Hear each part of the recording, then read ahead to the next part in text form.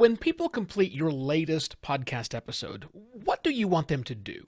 Reflect on your brilliance? Bask in a sense of satisfaction? Or would you simply be happy if they remembered what you said 5 minutes later?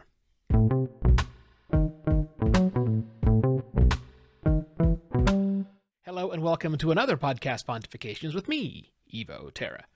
All this week, I've been exploring ideas that came during my chat with CJ Silva of Vocalize on Monday. Today's no different, and the topic now is about making the things that we make memorable. Specifically, how podcasters like you and me can make memorable shows, episodes, and other forms of content that, well, are memorable to our listeners. Making memorable content isn't easy. It's not like there's a template for you to fill out. There's not a filter that you can apply. It's not a task you leave to the very end of the creation process like you might do with a final proofreading pass. And even if you do manage to make something memorable, that memorable thing you make is competing with the dozens of other types of content your listeners might have been exposed to during that day.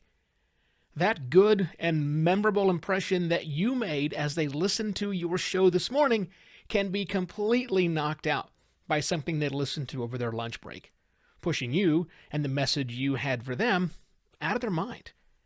And I'm not talking about other podcasts they listen to, not only at least. I'm talking about the full compendium of content that they and we are exposed to every single day. There's a lot coming at us. We quite literally cannot keep up with everything and keep it all in our active memory. Forgetting is a survival mechanism for our species. And forgetting is something that we creators do too. My wife will often ask me what I talked about on today's show.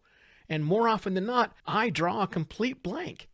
Just a few short hours after I created the content. A process which takes me between 3 and 4 hours each day. And it's completely gone. So if I can't even make content that sticks in my own head for longer than a day, how can I expect anyone to remember what the hell it was I said? Let's start this discussion about making memorable content with a few acknowledgements. First, an acknowledgement that we have zero control over what goes on inside the heads of our listeners. Second, we must acknowledge that we can't control what other people listen to, what other content they consume. And the third acknowledgement is that our experience as a creator is markedly different than the experience our listeners have when they consume our creations. And it's that last one that's important. And I'll again use myself and this show as an example. For the 3 to 4 hours it takes me to create an episode, I'm engaging the creator part of my brain.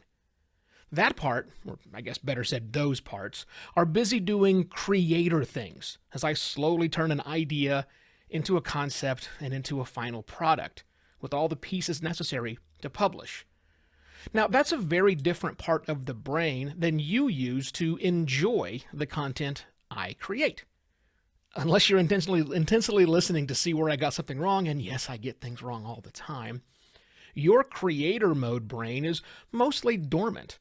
At least until you hear me say something that may activate your creator brain.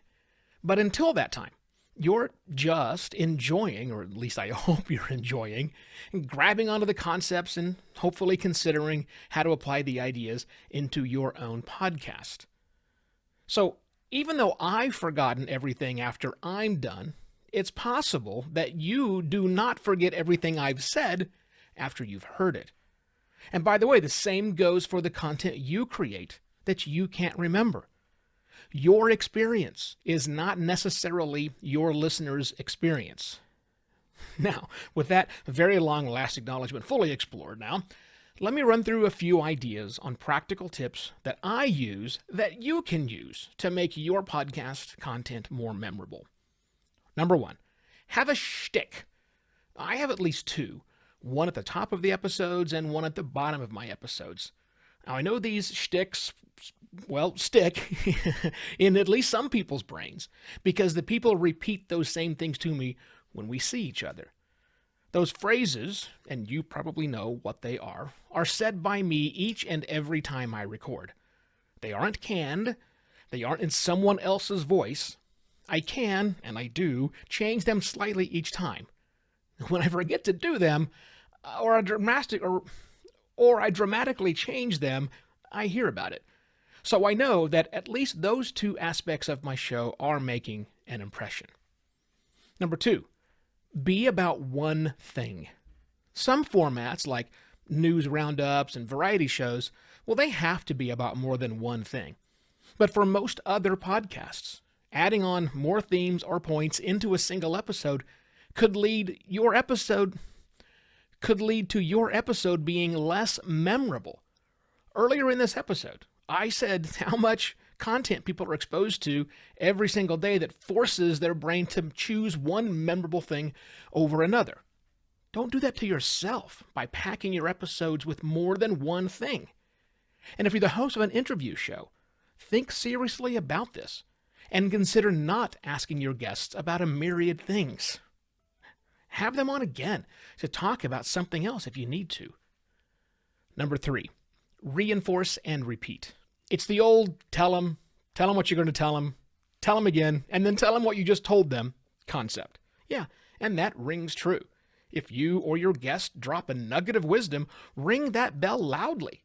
It's okay even to break into your interview and say, I want to underscore what my guest just said, and then repeat that back, and then jump back into the interview. And then you'll do that again, at least one more time, with a custom closing, just so your listeners have heard that choice bit 2 or 3 times to stick in their memory. Number 4, less is more. Now, this may seem in stark opposition to what I just said about reinforcing and repeating, but it's very easy to go deep into an explanation on a discussion that you, with your creator brain fully engaged, seems like excellent content. But your listeners, with their brains fully in enjoy mode, might find tedious or boring. So don't be afraid to cut out content, something you may have to do by taking another pass on the content you recorded when your brain's not in creator mode.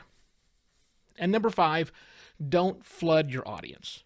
And by that I mean, don't give them more to think about than they can handle. Personally, I'm guilty of this on Podcast Pontifications.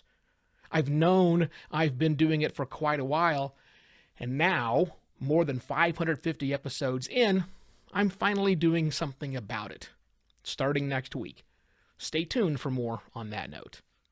With that, I shall be back directly with yet another Podcast Pontifications. Cheers!